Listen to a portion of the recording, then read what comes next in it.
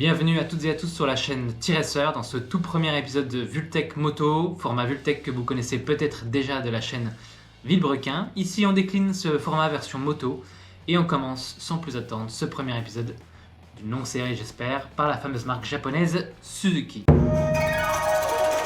La saga Suzuki commence avec Michio Suzuki, un entrepreneur visionnaire qui fonde la Suzuki Loomworks en 1909 à Hamamatsu sur l'île principale de Honshu entre Tokyo et Kyoto initialement pour produire des métiers à tisser et des machines à coudre.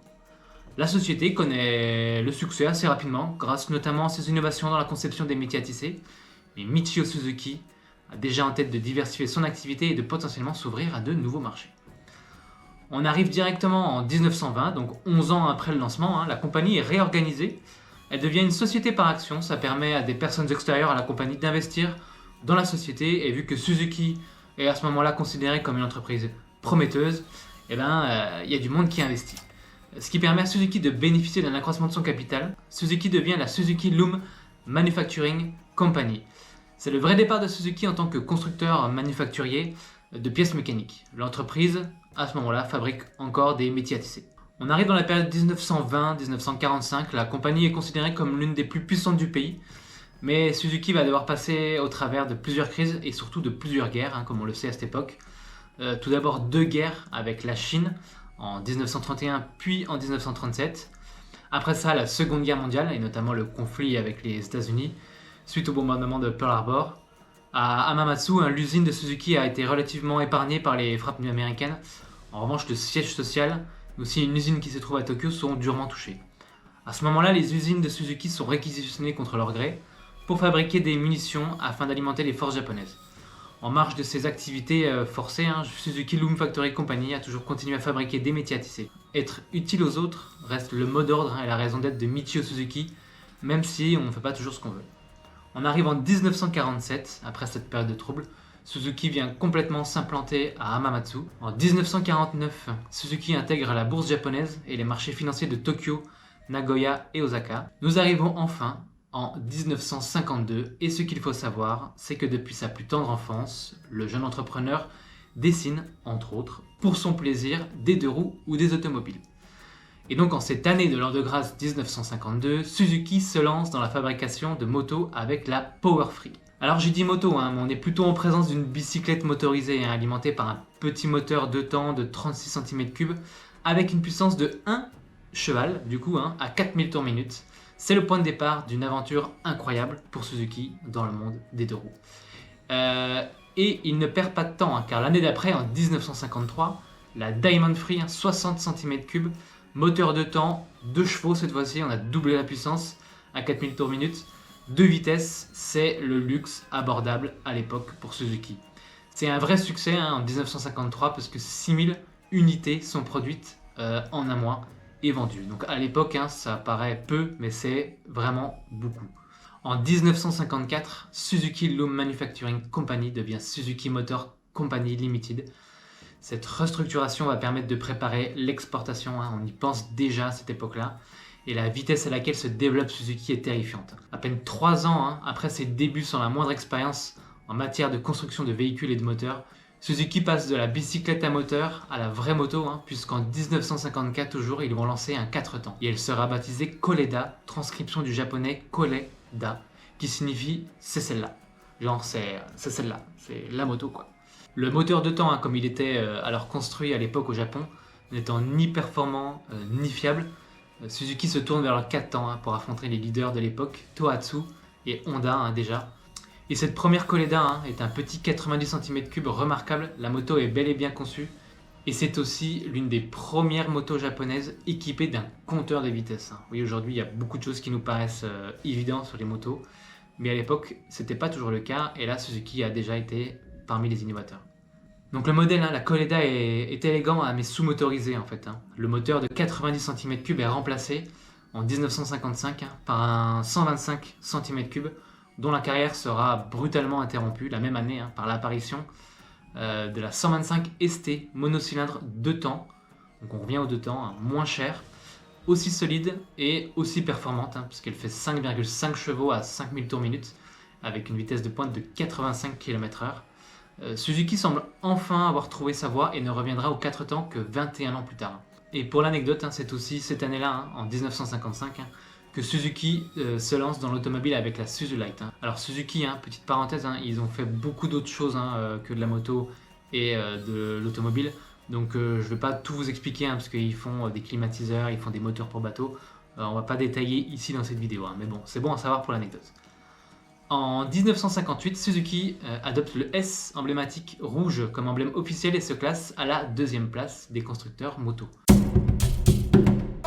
On arrive maintenant dans les années 60, et les années 60 marquent une période de croissance fulgurante pour Suzuki, car ils se lancent dans la course moto, et ils vont beaucoup s'appuyer sur l'expérience acquise en compétition, en remportant notamment le Tourist Trophy de l'île de Man, le fameux Tourist Trophy, le fameux Titi, et ils remportent la catégorie 50 cm3 en 1962. Voilà, ça paraît un peu bizarre aujourd'hui, mais à l'époque c'était une catégorie à part entière, et c'était une catégorie assez importante. Tous ces apprentissages de la course vont leur permettre de sortir la T20 en 1965 avec son moteur 2 temps révolutionnaire bicylindre de 247 cm3, première moto au monde commercialisée avec une boîte 6. À l'époque, on est plutôt sur du 4 vitesses, parfois 5, mais là c'est la première vraiment avec 6 vitesses et ça fait vraiment la différence. La moto fait 29 chevaux et peut atteindre les 160 km/h. Donc vous voyez, on a doublé, quasi doublé la vitesse par rapport à 10 ans auparavant. Ce modèle sera vendu aux États-Unis et en Europe et rencontrera un franc succès pour l'étranger. La T20 servira de base pour de nouveaux modèles, la T21, c'est la même en plus puissante, la T305, la T350 et la T500. En 1967, Suzuki ouvre une usine en Thaïlande, la Thai Suzuki Motor Company Limited, et débute pour la première fois la fabrication de motos hors du Japon. Et cela montre très clairement les ambitions de la marque concernant l'exportation, puisque grâce à cette usine, ils espèrent vraiment accélérer la production de motos pour ainsi accélérer les ventes hors Japon. Les années 60 auront marqué finalement un tournant pour Suzuki grâce à quelques succès en MotoGP, parce qu'à l'époque le Titi était dans le circuit MotoGP. Ces succès vont apporter de la légitimité à la marque dans le monde moto, car pendant longtemps, les succès en compétition avaient des impacts directs sur les ventes, et c'est donc bien installé dans le monde de la moto que Suzuki se prépare à attaquer les années 70. Alors les années 70, période de flottement, choc pétrolier. En 1971, Suzuki va plutôt bien malgré tout, avec sa gamme GT, et dévoile notamment la GT 750, 3 cylindres, 2 temps, refroidi par eau. Une vraie curiosité à l'époque et un surnom qui lui colle encore aujourd'hui au cylindre, la bouillotte. Le moteur développe 67 chevaux à 6500 tours minute et emmène la GT à plus de 180 km/h. Alors pourquoi la bouillotte Parce qu'elle était tout simplement refroidie par eau et que voilà, ça faisait un peu de vapeur et que ça rappelait un peu une bouilloire ou une bouillotte pour tenir chaud. Donc petite parenthèse encore en termes d'ouverture de nouveaux marchés. En 1974, Suzuki ouvre le marché des chaises médicales motorisées, mais aussi les maisons préfabriquées. Voilà, on pouvait avoir une maison Suzuki à l'époque. Peut-être que ça existe encore, j'ai pas regardé. Je vous laisse vérifier si jamais ça vous intéresse. Et donc si on revient à Suzuki Moto, après le choc pétrolier de 1973 et les nouvelles mesures anti-pollution appliquées aux États-Unis notamment, Suzuki pensait être serein avec toute sa gamme GT, mais en réalité il doit changer sa gamme de motos pour revenir vers des moteurs à 4 temps. Et lance en 1974 la Suzuki RE5, une moto révolutionnaire ayant un moteur à piston rotatif à 3 chambres de 497 cm3, sous licence Wankel, licence acquise plus tôt dans les années 70. Moteur innovant, mais qui consomme beaucoup plus qu'un moteur à piston. Et donc dans une période où le prix de l'essence augmente, pas terrible. En plus, à l'époque, les moteurs rotatifs avaient déjà une réputation de moteur pas fiable, un problème d'étanchéité, jeu de segments. Bon, même si en 1991, Mazda gagne les 24 heures du Mans avec un moteur rotatif, sort la Mazda RX-8 dans la foulée. À l'époque, pour Suzuki, c'est vraiment un gros échec. Les personnes de l'époque trouvaient en plus que cette moto ne ressemblait pas à une moto classique. La forme du moteur n'était pas conventionnelle. Il y avait d'autres trucs un peu chelous, comme le contour compteur qui a été surnommé la boîte à pain, le feu arrière en forme de cylindre, il y avait des cercles sur les caches latéraux. Voilà, c'était une moto. C'est un peu un pari qui te fait passer un peu soit pour un génie visionnaire, soit pour un génie incompris. pour ne pas dire un gros loser, hein, et la firme aura du mal à se remettre de cet échec, tant ce ratage a mis à mal les finances, hein, parce qu'il y a eu beaucoup de recherche et de développement, il y a eu l'acquisition de la licence Avankel. Donc voilà, les stocks invendus aussi, hein, qui sont restés longtemps un fardeau pour Suzuki. Donc voilà, c'était vraiment un gros échec. Et en 1976, hein, heureusement, Suzuki débute une nouvelle lignée qui restera au sein de la marque longtemps, avec les GS. Et oui, GS avant BMW, hein, dont la première GS arrivera en 1980, donc 4 ans après. Grâce à cette nouvelle gamme, hein, Suzuki peut s'adapter aux nouvelles normes de pollution qui font suite, hein, rappelons-le, au choc pétrolier. Suzuki lance en 1976 la GS 750, en 1977 la GS 550 et en 1978 la GS 1000. En 1979 la version GS 1000S et en 1980 la GS 1000G à cardan. Puis la GS 400, la GSX 1100, qui finit par remplacer finalement la GS 1000S fin des années 80. Donc vous voyez, ils ont vraiment pu élaborer beaucoup de modèles, hein, sur cette gamme. Les motos de la gamme GS, hein, sont des francs succès commerciaux et ça permet à Suzuki de renflouer, hein, vraiment les caisses et de faire un petit... on a failli se tirer une balle dans le pied, mais on s'en sort bien, hein. Et Suzuki aborde du coup, grâce à ça, les années 80 sereinement. Donc après les périodes troubles, hein, des années 70 avec une quasi-faillite, hein, on arrive donc dans les années 80, un peu l'âge d'or, hein, de Suzuki, parce que Suzuki a véritablement marqué l'histoire de la moto avec la sortie de la GSX R 750, mais on va en parler juste après. En 1980, Suzuki entre dans le commerce du générateur d'appoint, comme beaucoup d'autres industriels japonais. Voilà, vous en faites ce que vous voulez de cette info, elle fait partie des autres. On passe à la suite avec les motos. 1981, Suzuki dévoile la GSX 1100S Katana pour les marchés Japon, Europe et États-Unis. J'adore cette moto personnellement, donc les possesseurs ou ex-possesseurs de cette moto, n'hésitez pas à faire vos retours en commentaire. Si vous l'avez possédée, n'hésitez pas à nous partager ce que vous avez pensé de cette moto. Alors, on va un peu s'attarder sur ce modèle. Pourquoi cette moto ? Fin des années 70, hein, en fait, Suzuki était confronté, surtout sur le marché européen, à un problème d'image, puisque ces modèles sont techniquement très performants, mais l'esthétique un peu sage, en fait, hein, ne fait pas rêver le moteur du vieux continent. Suzuki fait donc appel à l'époque, hein, à des designers tiers afin de proposer une moto adaptée à l'Europe. En 1979, hein, Target Design soumet à Suzuki Japon un premier prototype nommé ED1, ED1, Eurodesign 1. La marque japonaise est immédiatement séduite par ce design. Ce premier prototype sera utilisé comme modèle pour les Katana 550 et 650. Et dans la foulée, Suzuki, voilà, un peu hypé par ce premier design, commande une deuxième étude de style pour son modèle 1100. C'est le prototype nommé ED2, ED2, ED2, R2D2, ED2, Eurodesign 2. L'objectif, hein, de la future Katana 1100 est de présenter une aérodynamique révolutionnaire et une ergonomie optimale. La moto parfaite, quoi. Petite précision, hein, dans les 3 personnes qui ont travaillé sur le projet, il y avait un monsieur nommé Hans Muth, hein, qui était l'ancien chef design de chez BMW. Les 2 modèles sont présentés au salon de Cologne en 1980 et font tout de suite sensation, hein. Les 2 modèles ne laissent vraiment pas indifférents. Il y a forcément quelques détracteurs, mais ceux-ci en fait, hein, sont pas plus nombreux que les fans voilà, de la première heure. Donc a priori un succès à venir pour ce modèle. D'un point de vue technique, hein, Suzuki a à cette époque l'une des meilleures bases, hein, avec le moteur de la GSX 1100 qui fait 4 temps, 4 cylindres en ligne, 1074 cm3, 111 chevaux à 8500 tours minute. La GSX 1100S Katana, SSR 750 et 1000, est commercialisée, hein, durant l'été 1981. Elle est passée entre-temps chez Pininfarina pour une étude en soufflerie afin d'optimiser l'aérodynamisme de son carénage tête de fourche. La version 1100 y gagne alors un saut de vent, et dès sa sortie, la Katana 1100 s'octroie le titre de la moto la plus rapide du monde avec une Vmax à 229 km/h. La moto doit être conduite vite et sur une route en bonne voire très bon état pour en tirer le meilleur, parce que dès que l'asphalte se dégrade, les suspensions perdent leur efficacité, hein, et le guidon est très en avant et casse les poignets. Donc l'aîné des Katana est une moto clivante, voilà, soit on aime pas. D'un point de vue commercial, elle fera un flop en Europe, Rappelez-vous, hein, c'était une moto conçue pour l'Europe.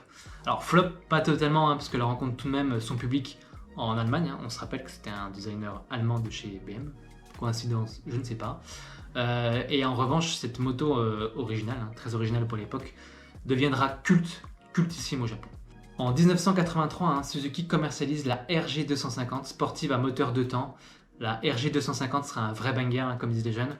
Il faut savoir qu'à cette époque, il y avait un vrai créneau, hein, sur les sportifs de moins de 500 cm3, créneau qui est peut-être en train de revenir d'ailleurs. Mais bon, ce qui va suivre va clairement changer la donne du marché des sportives. En 1984, Suzuki dévoile la GSX-R 400, qui est alors réservée, hein, exclusivement au marché japonais. Elle avait déjà ses 2 phares ronds, hein, à l'avant, et elle donnera naissance à la célèbre GSX-R 750 un an plus tard, donc en 1985. Celle que l'on appelle parfois la mère des sportives modernes. Cette moto, hein, révolutionnaire, a introduit le cadre en aluminium de série, une technologie qui était jusque-là réservée aux machines de course. Grâce à ça, ça a réduit considérablement le poids de la moto et ça établit clairement un des nouveaux standards en matière de maniabilité et de performance. La Suzuki GSX-R 750 a redéfini le segment des motos sportives et a solidifié la moto de Suzuki en tant qu'innovateur majeur sur l'industrie de la moto. En 1987, Suzuki s'attaque à un autre segment de la moto, le trail. À l'époque, le trail a le vent en poupe, hein, notamment grâce à des rallyes comme le Paris-Dakar, que certains connaissent peut-être ici. Et tous les constructeurs japonais en fait, hein, se mettent à commercialiser des trails plutôt en mono, 600-650. Il y a quelques bicylindres avec l'Africa Twin et la Super Ténéré. Mais Suzuki décide d'attaquer le sujet par un autre angle et lance la DR 750, hein, avec un mono plus gros que toute la concurrence. Mais en réalité, hein, sa puissance de 50 chevaux est assez proche des modèles concurrents, donc en fait, voilà, pas trop d'intérêt d'avoir un monocylindre plus gros qu'un 600-650. Donc la moto sera déclinée un peu plus tard en 600 et en 650 en 1990. Sortira le DR800, on se dit voilà, pourquoi pas, hein, on n'a pas trop eu de succès avec la 750, autant refaire plus gros encore. Donc la DR800, un moto de série ayant le plus gros monocylindre au monde, gagnant 4 chevaux. Donc toujours pas foufou, Suzuki arrêtera le modèle en 1997. Voilà. Mais on garde en fait un souvenir, hein, de cette moto qui est le fameux bec de canard, qui sera adopté par la suite par beaucoup de gros trails. Donc voilà, autant du côté des sportifs ça cartonne, mais côté trail, la concurrence est féroce et Suzuki est plutôt relégué au second plan. En 1989, hein, Suzuki lance les motos à succès suivantes. Voilà, on fait des listes maintenant.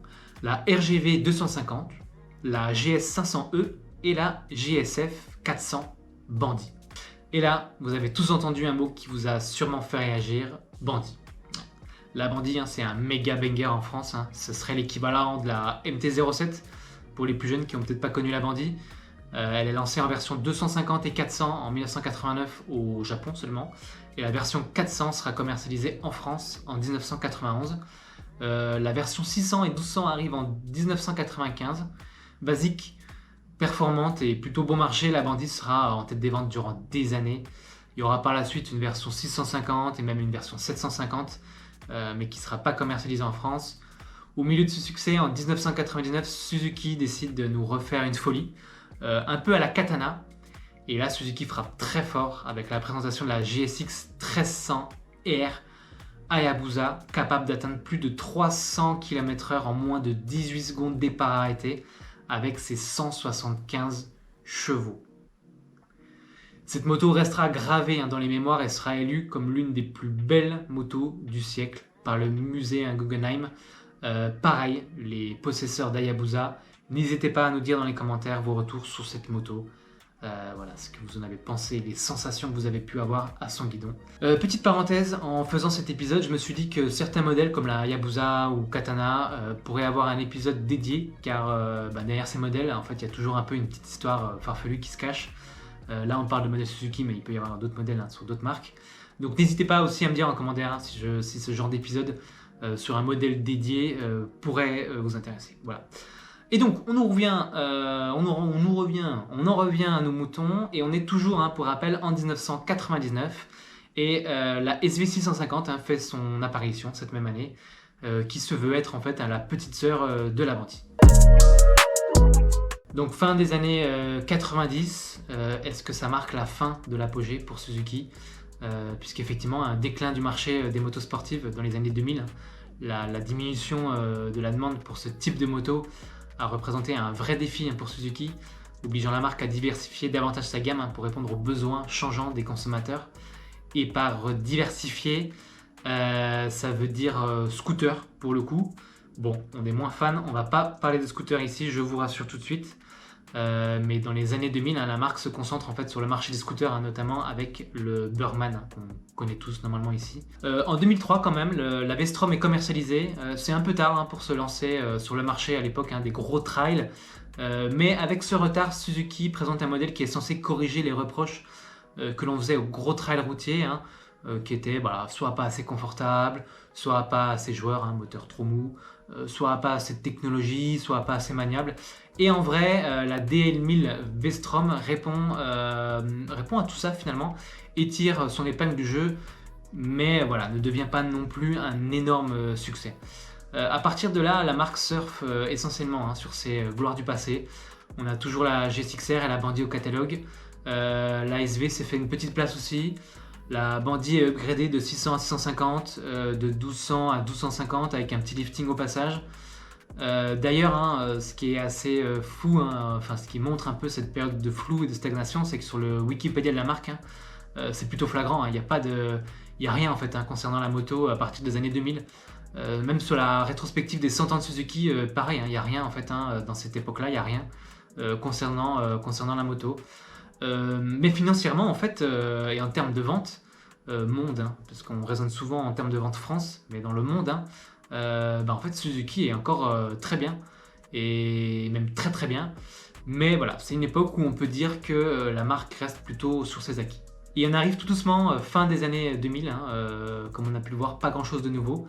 On arrive en 2008, crise économique, et entre 2008 et 2013, Suzuki ne renouvelle pas du tout sa gamme, alors que quasiment toutes les autres marques le font. Et surtout, le marché ne se prête plus tellement aux sportives et aux gros cylindrés qui ont quand même contribué à la gloire de Suzuki. Mais à ce moment-là, en réalité, on est dans une sorte de paradoxe pour Suzuki, car perte de vitesse, très grosse perte de vitesse même, 3/4 de vente en moins. Et bien en fait tout ça ce n'est que pour l'Europe. Suzuki est number one au Japon à ce moment-là. Les ventes sont en progression partout dans le monde. On est par exemple à plus 20% de ventes en Amérique latine. Et même pour parler gros chiffres, Suzuki c'est 1,3 million de ventes en 2017, 1,6 en 2018 et quasi 1,8 en 2019. Donc on note en fait une progression chaque année. Et d'ailleurs 2019, réédition de la Katana. Toujours pas en Europe, c'est un flop. Voilà. Donc la marque tient le coup. Alors en fait, elle tient plus que le coup, parce qu'en fait, c'est surtout en Europe que ça ralentit. Et c'est grâce à la V-Strom qui ont été remises au goût du jour à ce moment-là que Suzuki reste présent en Europe tout du moins. Puisque comme on vient de le voir, dans le reste du monde, ça se porte plutôt bien. Donc là, on arrive tout doucement vers notre époque, vers notre année 2024, au moment où cette vidéo est tournée. Donc voilà, encore une fois, ça se porte bien dans le reste du monde, mais on peut quand même prendre un exemple pour la France. Top 50 des motos et scooters vendus en France en 2022. C'est simple, pas une seule Suzuki. À l'échelle mondiale, Suzuki est 7ème en 2022 avec 1,8 million de ventes et il venait de faire un plus 12,6%. En 2021, il venait de faire un plus 30% de ventes, donc c'est assez conséquent. Il y a une vidéo qui a été faite par Valoutre qui parle de cette période un peu compliquée et paradoxale pour Suzuki. Donc je vous invite à aller la voir si vous voulez avoir un peu plus de détails sur ce moment charnière. Et concernant l'Europe, pour revenir à nous et même la France, seul l'avenir finalement nous le dira. Si les nouvelles GSX 8S et V-Strom 800DE vont ramener Suzuki sur le premier plan, sans compter les nouvelles GSX S1000 GX, beaucoup de G, beaucoup de GS, beaucoup de X, et la GS X8R. Mais quand on regarde finalement cette nouvelle gamme que propose Suzuki, en fait ils sont juste remis à jour et remis à niveau par rapport à la concurrence. Donc voilà, seul l'avenir nous le dira concernant Suzuki. Cette vidéo est terminée, j'espère que ça vous a plu. C'était la première vidéo d'une potentielle longue série. Donc n'hésitez pas à me dire ce que vous avez trouvé de bien et aussi pas bien, car c'est assez important d'avoir des retours pour s'améliorer. Donc s'il vous plaît, des retours constructifs. Voilà. Donc n'hésitez pas à partager tout ça. On se retrouve bientôt pour une nouvelle vidéo. Ciao!